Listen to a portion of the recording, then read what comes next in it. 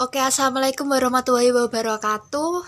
Perkenalkan, nama saya Devina Nabilaya Safitri dari 12 TKJ 3. Dan di sini saya akan menyampaikan umpan balik atau penjelasan ulang dari penjelasan Bu Guru tadi.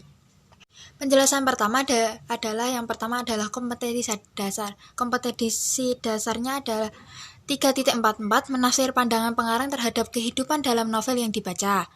Yang kemudian ada 4.44 menyajikan hasil interpretasi terhadap pandangan pengarang baik secara tulis maupun lisan. Nah, yang kedua itu ada tujuan pembelajaran. Ada 3.44.1 menangkap maksud pengarang terhadap kehidupan dalam novel. Dan kemudian ada 4.44.1 menerangkan maksud pengarang terhadap kehidupan dalam novel. Sebelumnya, novel itu apa sih? Novel adalah bagian dari sastra. Sastra itu tersendiri dari 3 genre, yaitu puisi, prosa, dan drama. Novel tersebut termasuk dalam genre prosa, barengan sama cerita pendek atau yang biasa disingkat cerpen. Keduanya disebut prosa karena bentuknya yang berupa fiksi naratif atau teks naratif. Secara etimologis, kata novel berasal dari bahasa Italia yang berarti novela, yang memiliki arti baru, berita atau cerita pendek mengenai sesuatu yang baru. Memangkal novel yang bagus itu biasanya menawarkan atau mengandung unsur kebaruan dan kompleksitas yang berbeda dengan novel-novel yang ada sebelumnya atau yang sejaman dengannya.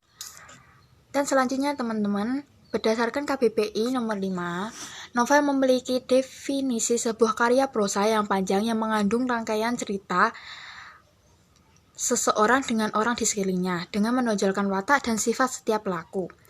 Rangkaian cerita ini dibangun melalui masalah atau konflik yang dihadapi tokoh dalam cerita. Karena masalah atau konflik yang diceritakan dalam novel itu lebih dari 2 dan kompleks, makanya nggak heran kalau novel lebih panjang dari cerpen yang biasanya hanya memiliki 1 atau 2 konflik dalam ceritanya. Dengan membaca novel, secara nggak langsung kita juga jadi bisa mengamati atau mempelajari perkembangan psikologis dan pemikiran manusia melalui penggulatan konflik batin dan fisik yang dihadapi oleh tokoh cerita dalam novel. Menarik banget ya teman-teman novel itu. Nah, novel itu memiliki struktur dan unsur dan lain-lainnya aja. Kita bahas strukturnya dulu. Struktur novel itu ada 7. Yang pertama adalah abstrak, yang kedua orientasi, yang 3 pengungkapan peristiwa, yang 4 menuju konflik, yang kelima puncak konflik, yang 6 adalah penyelesaian, dan yang ketujuh adalah koda. Nah, selanjutnya kita itu akan membahas unsur-unsur novel. Unsur novel itu ada 2, yaitu unsur intrinsik dan unsur ekstrinsik. Yang pertama adalah unsur intrinsik. Intrinsik itu ada tema, tokoh dan penokohan, alur, latar atau setting, sudut pandang, gaya bahasa, dan yang terakhir adalah amanat.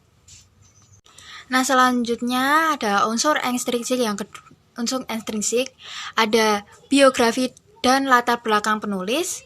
Yang kedua, kisah di balik layar. Yang ketiga, yang terakhir, nilai yang ada dalam masyarakat. Itu unsur ekstrinsik, kawan-kawan. Oke, selanjutnya kita membahas tentang menafsir pandangan pengarang dalam novel. Menafsir pandangan pengarang dalam novel adalah menafsir apa saja yang terkandung dalam novel.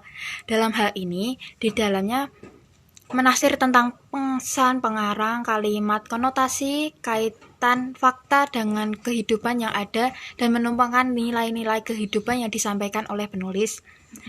Langkah-langkah menafsir itu ada 3. Yang pertama, membaca novel dengan sesama. Yang kedua, ada menentukan nilai-nilai kehidupan. Yang ketiga, menafsir pandangan pengarang terhadap nilai-nilai itu. Nah, yang terakhir adalah yang saya jelaskan. Yang terakhir tentang interpretasi terhadap pandangan pengarang. Interpretasi terhadap pandangan pengarang itu apa sih? Yaitu memberi kesan kepada pandangan pengarang baik berupa apresiasi maupun kritik. Nilai-nilai dalam novel ada nilai sosial, nilai agama, nilai moral, nilai budaya.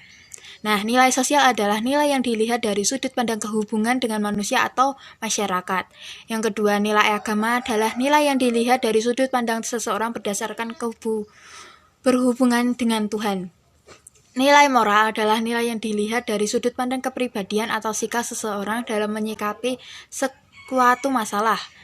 Yang terakhir, nilai budaya adalah nilai yang dilihat dari sudut pandang kebiasaan atau istiadat kepercayaan oleh masyarakat setempat. Oke, sekian dan terima kasih. Itu penjelasan saya. Itu adalah tugas saya. Jika ada salah kata, saya mohon maaf sebesar-besarnya. Wassalamualaikum warahmatullahi wabarakatuh. Goodbye. See you again.